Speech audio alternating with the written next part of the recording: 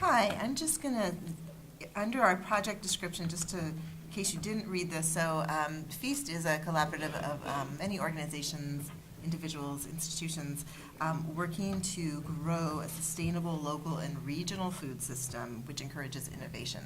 So to do that, we've had kind of three different initiatives. One has been financing farm and food-based businesses.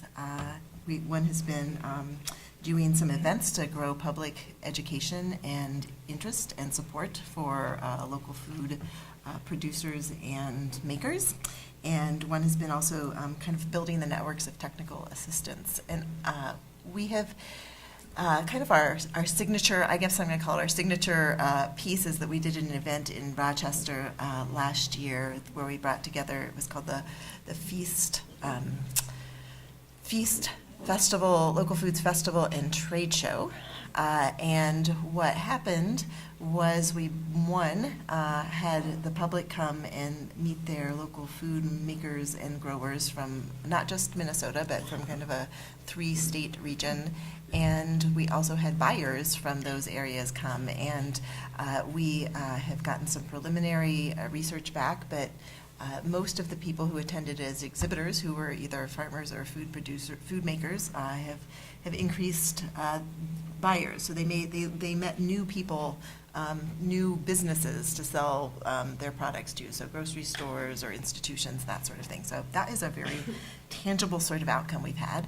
We've also, with our Feast Finance Network, we've met with a number of different producers and food makers who've needed assistance in finding financing, and have assisted about a dozen of them in actually getting some additional financing for their businesses. So I'll leave it at that. Excellent. Thank you, Jan.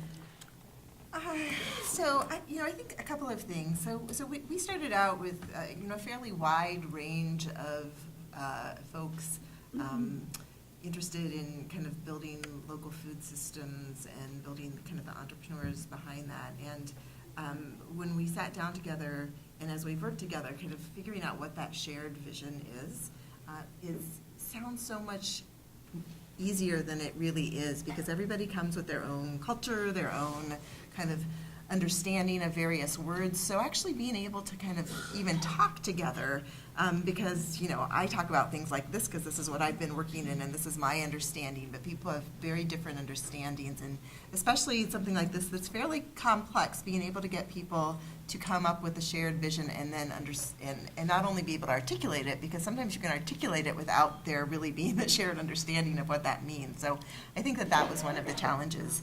Another challenge that I often had a really great experience. I worked at the university for a number of years doing community university partnerships, and we hired an artist one time to actually do some kind of performance art to explain how you may want to bring everybody to the table, but everybody kind of comes with their own chairs, and some people come with like big leather rolling fancy chairs, and some people have like barely stools that they can barely sit on. And I think it's important to realize where different people are coming from. We had people involved who were from institutions that were fairly well resourced. We had individual kind of volunteers who were kind of coming on their own dime and putting their time into it. And it's okay to have a breadth of that, but it's important to understand that and be cognizant of it. And also, if you want those people at the table, there may be times that you need to kind of give somebody a chair or find ways to help them. So we really kind of worked on ways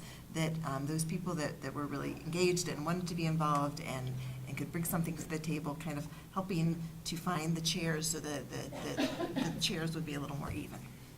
Jan? So I'd say, in addition to laughing, you also want to have good local food, because people will come back for Right, that's true. That's true.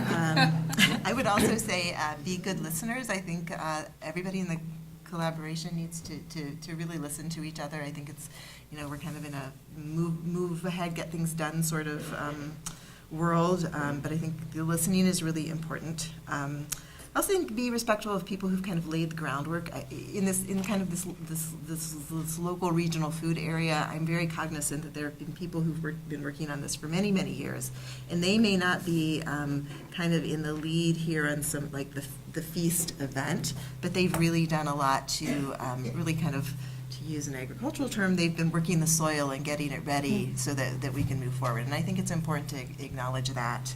And then I would say jump and realize that it's going to be messy and that you're going to make mistakes, but don't spend all the time thinking about doing it without actually doing it. At some point, you just really got to do it and realize that, you're going to make mistakes, but if you can kind of keep kind of a commitment to kind of being open and working through problems and make that commitment to work through problems and realizes you may have differences, but that, in the end, you're all working together, I think that really makes a lot of difference. Good advice.